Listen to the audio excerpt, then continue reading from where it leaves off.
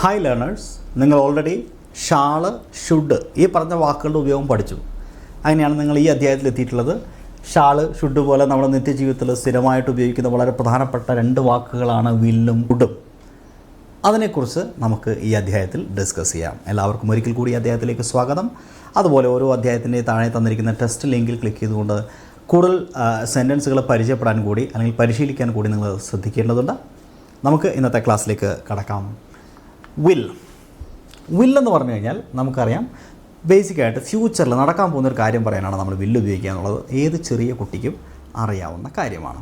അങ്ങനെയാണെങ്കിൽ ചെയ്യും, അതായത് ഫ്യൂച്ചർ ആക്ഷനിൽ ഇങ്ങനെ ചെയ്യുമെന്ന് പറയാനാണ് നമ്മൾ എന്ത് ചെയ്യുന്നത്, വിൽ യൂസ് ചെയ്യുന്നത്. I will call you tomorrow, ഞാൻ നിന്നെ നാളെ വിളിക്കും.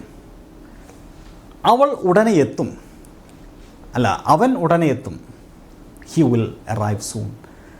അവർ നാളെ വരും. They will come tomorrow. നമ്മൾ ഷാള് പഠിച്ചിരുന്ന സമയത്തും ഇതുപോലെ ഒരു കാര്യം ചെയ്യുമെന്ന് പറയാനാണ് ഷാൾ ഉപയോഗിക്കുക എന്ന് ഞാൻ പറഞ്ഞിരുന്നു, അല്ലേ? I shawl do that, we shall do that. അതേപോലെ തന്നെ I will do that, we will do that, he will do that. വില്ല് ഉപയോഗിക്കാം, ഷാൾ ഉപയോഗിക്കാം ഫ്യൂച്ചർ ആക്ഷനിൽ. പക്ഷേ നമ്മൾ ഐൻ്റെയും അതുപോലെ വിൻ്റെയും കൂടെ ഷാളാണ് ഉപയോഗിക്കുന്നതെങ്കിൽ അതൊരു നോർമൽ കേസാണ്. പക്ഷേ ഐൻ്റെയും വില്ലിൻ്റെയും കൂടെ നമ്മൾ ഐൻ്റെയും വിൻ്റെയും കൂടെ നമ്മൾ വില്ലാണ് ഉപയോഗിക്കുന്നതെങ്കിൽ, വിൽ ആണ് ഉപയോഗിക്കുന്നതെങ്കിൽ അത് ഒരു സ്ട്രോങ് ആയിട്ടുള്ള ഡിറ്റർമിനേഷനെ കുറിച്ചാണ് ചിന്തിക്കുന്നത്. സ്ട്രോങ് ആയിരിക്കും. ഇപ്പോൾ ഉദാഹരണമായിട്ട് ഐ വിൽ കം എന്ന് പറഞ്ഞാൽ ഞാൻ വരും, ഐ ഷാൽ കം എന്ന് പറഞ്ഞാൽ ഞാൻ വരും. രണ്ടിൻ്റെ അർത്ഥത്തിൽ വലിയ വ്യത്യാസമൊന്നുമില്ല, ഒന്ന് തന്നെയാണ്.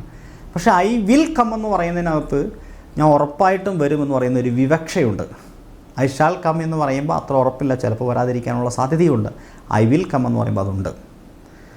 അപ്പോൾ I shall, we shall, I അതുപോലെ വി എന്ന് പറയുന്നതിൻ്റെ കൂടെ ഷാൾ ഉപയോഗിക്കുമ്പോൾ അത് നോർമൽ കേസാണ്. അത് ഞാൻ കൃത്യമായിട്ടും കഴിഞ്ഞ അധ്യായത്തിൽ ഷാളിൻ്റെ കൂടെ പറയുന്ന ഷാൾ ഡിസ്കസ് ചെയ്യുമ്പോൾ ഞാൻ പറഞ്ഞിട്ടുണ്ടായിരുന്നു. എന്നാൽ ഹീൻ്റെ കൂടെയും അതുപോലെ ഷീൻ്റെ കൂടെയുമൊക്കെ നമ്മൾ ഷാൾ ഉപയോഗിക്കുമ്പോൾ സ്ട്രോങ് ആയിട്ടുള്ളൊരു ഡിറ്റർമിനേഷനാണ്, സ്ട്രോങ് ആയിരിക്കും.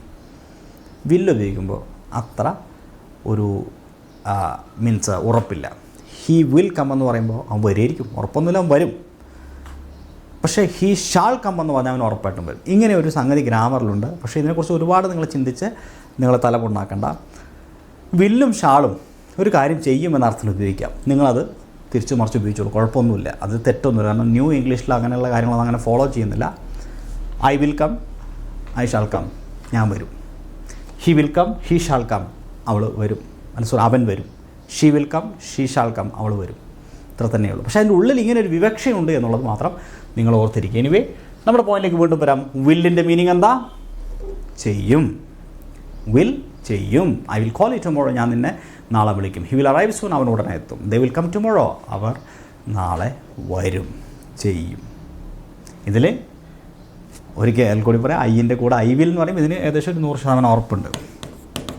ഇതിനില്ല, കാരണം ഇത് വേറെ ഒരാളാണ് ഹി, അല്ലെങ്കിൽ ഹി എന്ന് പറയുമ്പോൾ തേർഡ് പേഴ്സൺ ആണ്. അപ്പോൾ നമുക്കൊരു 90% ഉറപ്പ് വിചാരിച്ചാൽ മതി. ദേ വിൽ കം ടുമോറോ, ദേ എന്ന് പറയുമ്പോഴും അങ്ങനെ ഒരു 90% ഉറപ്പേ ഉള്ളൂ എന്നുള്ള ഒരു സംഗതി നിങ്ങളുടെ മൈൻഡിലുണ്ടാവണം, അത്രമാത്രം. ഓക്കെ, രണ്ടാമത്തെ പോയിൻ്റ്, പ്രഡിക്ഷൻസ് പറയാൻ വേണ്ടി നമ്മൾ വില്ല് ഉപയോഗിക്കും. ഇറ്റ് വിൽ റെയിൻ ടുമോറോ, നാളെ മഴ പെയ്യും എന്ന് പറയുന്ന ഒരു പ്രഡിക്ഷനാണ്. ഒരു ഊഹം പറയാം നമ്മൾ, അല്ലേ? അല്ലെങ്കിൽ നമ്മൾ ഇങ്ങനെ സംഭവിക്കുമെന്ന് പ്രവചിക്കുകയാണ്. പ്രഡിക്ഷൻ, പ്രവചനമാണ് നടത്തുന്നത്. അവൾ ഒരു ദിവസം പ്രശസ്തയാവും. She will be famous one day. അവൾ ഒരു ദിവസം ഷി വിൽ ബി ഫേമസ്, പ്രശസ്തയാകും. അത് നമ്മുടെ ഒരു പ്രഡിക്ഷനാണ്. അവൻ എളുപ്പത്തിൽ പരീക്ഷ വിജയിക്കും. He will pass the exam easily, he will pass the exam easily. ഇത്തരത്തിൽ പ്രഡിക്ഷൻസ് പറയാൻ വേണ്ടി നമുക്ക് എന്ത് ചെയ്യാം? വില്ല് ഉപയോഗിക്കാം. അപ്പോൾ വില്ല് ആദ്യം നമ്മൾ പഠിച്ചത് എന്താണ്?